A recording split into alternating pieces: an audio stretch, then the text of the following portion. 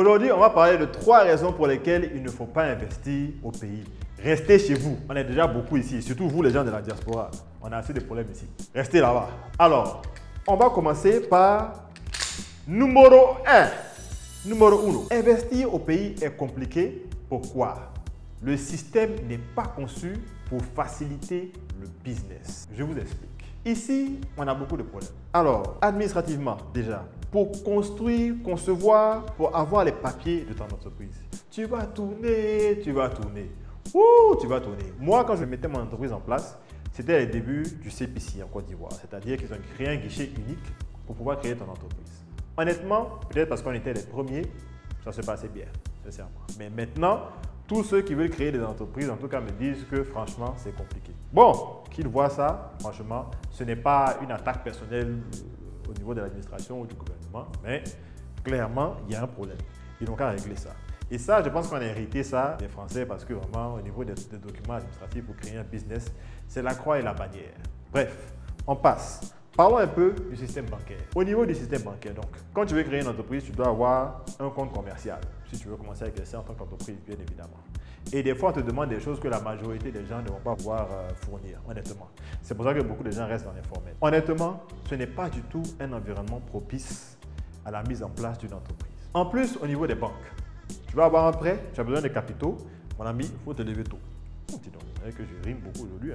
Bref, c'est compliqué. Tu as plus de chances d'avoir des capitaux ou des fonds auprès des gens qui te soutiennent, qui croient en ton projet, des amis, de la famille qui vont t'aider, que de te retourner vers les banques pour avoir un prêt. Les banques, pour la grande majorité, sont des prêteurs sur gage. Ça veut dire quoi? Ils vont te prêter de l'argent et toi, tu vas présenter une garantie équivalente à l'argent que tu veux emprunter. Bon, si j'ai déjà le jeton, je vais venir vous voir pourquoi exactement. Bref, passons. En plus de ça, est-ce que tu as essayé d'aller faire un retrait au guichet? Tu ne peux pas des guichets automatiques dans la banque. Mon ami, tu vas dans la mauvaise période du mois, tu vas t'arrêter là-bas pendant 2 heures.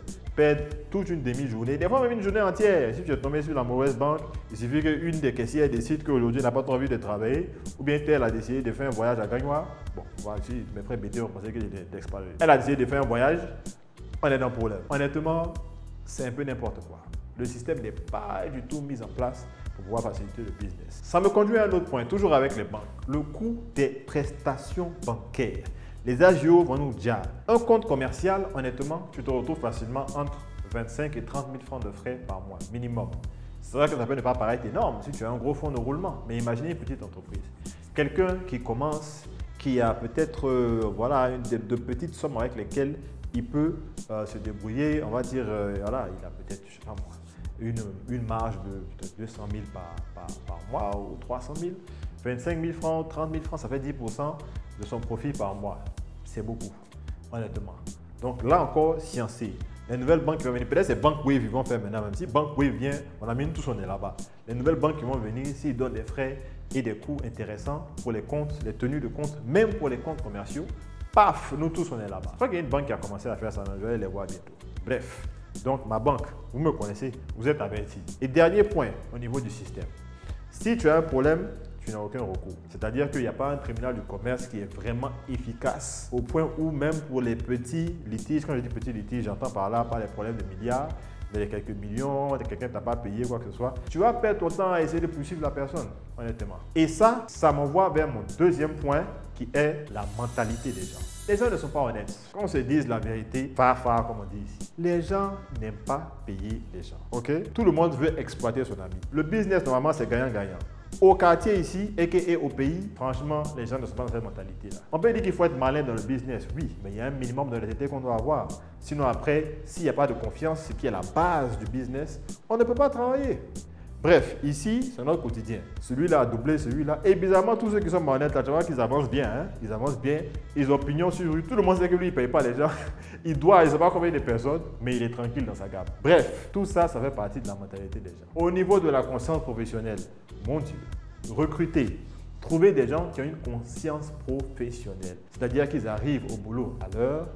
S'ils ont un empêchement, ils communiquent. Quand on leur confie les tâches, ils les exécutent comme si vraiment c'était leur propre business. Celui qui trouve des gens comme ça dans son entreprise, gardez-les. Tu es un chef d'entreprise, tu es un entrepreneur, tu as trouvé des gens, tu as un magasin, quelque chose ce que tu as, une plantation. Tu as trouvé des gens qui travaillent sérieusement pour toi. Mon ami, il faut bénir ces gens. Il faut les traiter comme les meilleurs employés du monde mondial. Garde-les, permets-leur de grandir avec ton entreprise, grandissez ensemble. Parce que ça, c'est très rare sous nos cieux. Tu vas avoir mot de tête, tu vas avoir, franchement, le gars il peut donner avis aux gens. Je n'ai pas d'examen, mais je suis fatigué.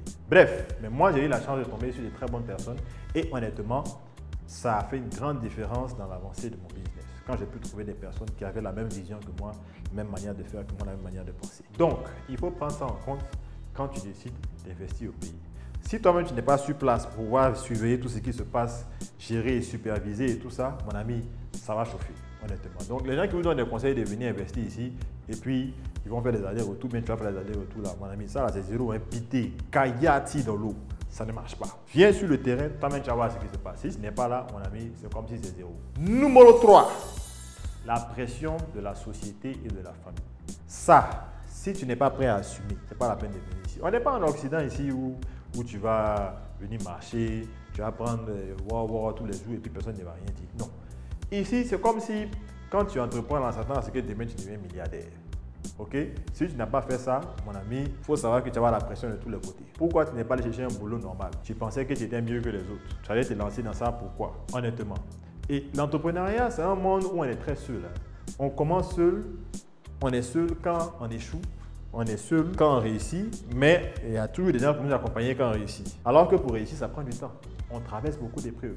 Et c'est là que tu as vraiment besoin des gens autour de toi pour te soutenir. Le chemin est long. Si tu es marié, j'espère déjà que ta femme sera salariée parce que si vous deux vous êtes entrepreneurs, mon billet, ça va chauffer. Il faut qu'une personne au moins ait un salaire constant et stable. Ça, c'est un conseil que je donne. Vous voyez que la majorité des gens qui vous d'ailleurs vous encouragent à venir investir, en général, eux-mêmes, ils ont commencé une longue carrière en Occident ou bien dans une entreprise localement avant de se lancer dans l'entrepreneuriat. Donc, toi qui te cherches, qui as ton petit jeton, ou tu as mis un peu d'argent de côté, il ne faut pas laisser tout pour venir te jeter comme ça à vous. Non. Et ici, on n'est pas comme dans les pays occidentaux où il y a une bonne couverture sociale, où tu peux te retrouver au chômage et on va te donner un peu d'argent pour te soutenir chaque mois. Non, il n'y a pas ça ici. Donc, réfléchissez bien avant de pouvoir faire ça. En plus de ça, pour qu'un business arrive à vraiment s'établir, honnêtement, il faut compter entre 5 et 10 ans. Donc, tout ce que j'ai mentionné précédemment, il faut pouvoir le supporter jusqu'à ce que le business puisse réellement générer des revenus avec lesquels vous pouvez vivre et devenir pérenne. Je pense donc sincèrement que certaines personnes seront plus à l'aise dans le salariat. L'entrepreneuriat n'est pas pour tout le monde. N'écoutez pas les choses où on vous vend de belles images, des success stories tous les jours. Ça peut arriver, mais ce n'est pas la majorité. C'est la minorité qui réussit. Maintenant, si vous avez écouté tout ce que j'ai dit et vous vous sentez quand même prêt à braver tous ces obstacles pour pouvoir essayer d'entreprendre et vous vous sentez prêt à réussir et surmonter tout ça, honnêtement, c'est que l'entrepreneuriat est pour vous. Sinon, n'investissez pas au pays, restez chez vous là-bas. À bon entendeur, salut. On se retrouve bientôt pour développer sur d'autres sujets. Ici, c'est toujours sans bafoutage. Chap, avec ton gars sûr. On est ensemble.